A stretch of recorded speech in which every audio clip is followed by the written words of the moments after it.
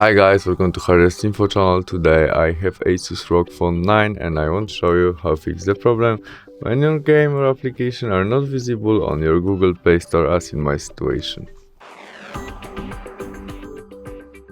To fix it, go back to the main menu and tap on your phone on the right corner. In it, Settings, Family and their parental controls.